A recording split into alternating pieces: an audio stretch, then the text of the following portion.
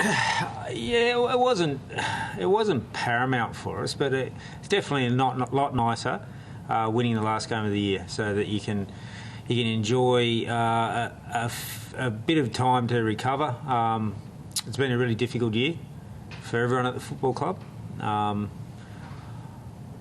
The confidence, hopefully, that the young guys get by playing, especially in the last 3 or 4 weeks, they'll be able to take into pre-season, which is important. That taste that you get is very important to get as a kid, so you can bounce in pre-season.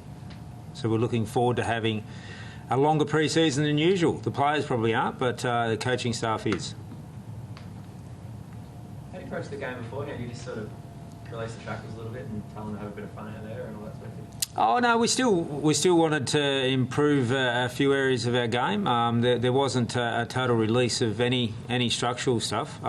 We still wanted them to have some discipline in a few areas, and they did okay in the first half. Second half was a lot better. Kicked the ball woefully in the first half, and where we turned it over, that's where they were getting most of their inside 50s from our poor kick choices. Cleaned that up a little bit. Kicked 2-7 in the third quarter. Probably game was done and dusted if we kicked straight.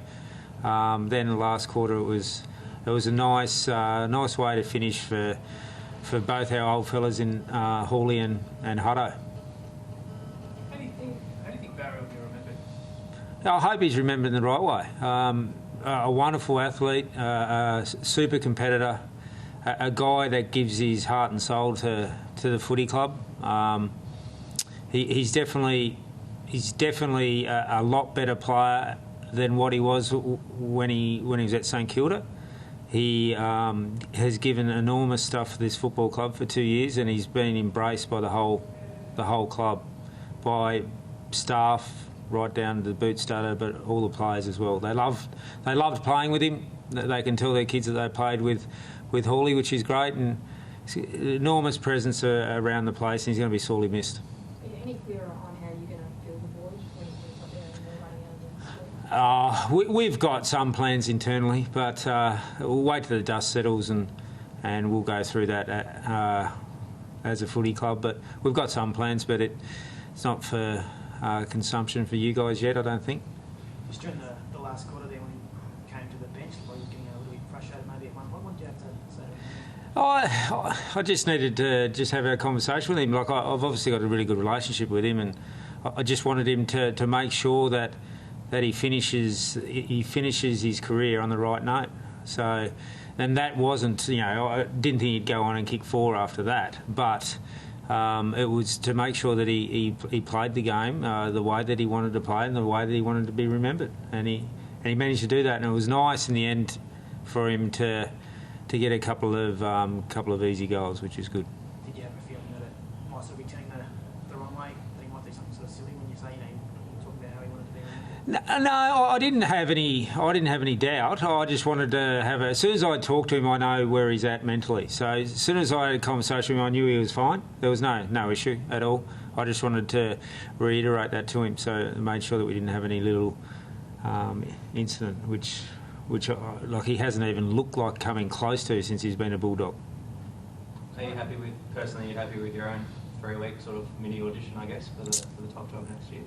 Yeah, it's a small sample, isn't it? It's a really small sample, but I've enjoyed it. I've really enjoyed the extra responsibility, the heat that you get in the coach's box. I think the staff at the footy club, from James Fantasia to all the coaches in Peter Dean, Brett Montgomery, Chris Maples, filled the void in the midfield.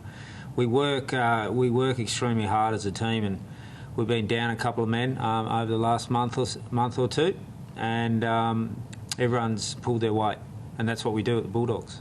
Has it reinforced in your mind that you'd like to have a crack at the job on a permanent basis? Yeah, 100%. Yeah, definitely. What's the next step from you, Paul? I'll wait for the club to organise actual interviews and all that sort of stuff. I'll prepare myself as best I can and hopefully pitch something that they agree with and we're both on the same page and we move forward after that. Whether you get the the job or not? I mean, what do you think is the upside of the list? What can the new coach look forward to? Yeah, we've played a lot of kids. We've played a lot of kids that probably some of them had a really good taste of what you have to do to be an AFL player, and I think the youth that we've got, the right down bottom end youth, like first year, second year, and even perhaps third year players, were quite healthy. I think the new senior coach will be quite buoyant by our list. They'll also know that 2011, 2012 draft especially is very, very important for us to bounce as quick as possible. But we can bounce because we need to do some things internally, which we've spoken about. We need to do that, and that's going to give us an opportunity without any additions to our list.